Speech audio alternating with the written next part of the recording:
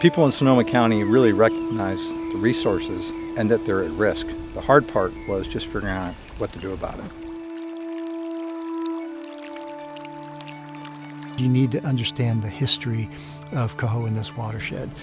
They were so abundant that they were canning fish in this watershed. There was a cannery in the lower portion of the Russian River. By the early 2000s, the fish were at risk of extinction, with only a dozen or so wild salmon in the watershed.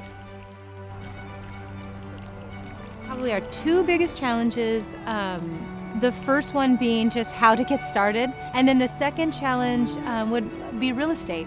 This project was a mandate for us, a requirement, but really voluntary and optional for every private property owner in the creek.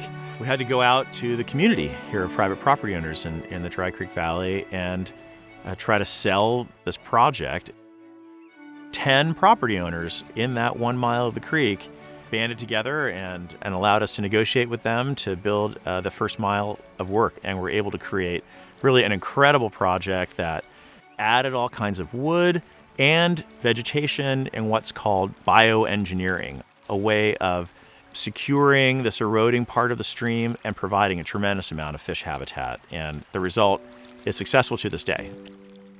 What I felt was an opportunity to bring ag and private landowners and both state and federal agencies together along with municipalities was an opportunity. Instead of legally fighting these battles, let's all get together, work together, and do something right. I really look at this project as a huge, like a blueprint, if you will, of how the government and the public and all these special interest groups can work together to come up with a better solution that serves everybody. Now that we've made these big improvements, we're actually stocking those fish directly into these habitat restoration areas. And so fish are stocked oftentimes many months before they'll need to leave the Russian River to the ocean so they can acclimate to those conditions and hopefully return and spawn naturally in the creek near these places where they were released when they were young.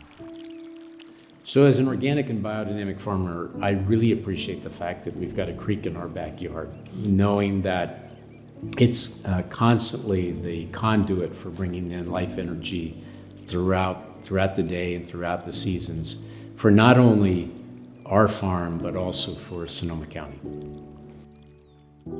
It's a beautiful area to be in, and it's rich with resources, and to be able to be part of protecting that resource, improving the habitat that those species live in, and improving the population numbers, that's really something to be proud of being engaged in.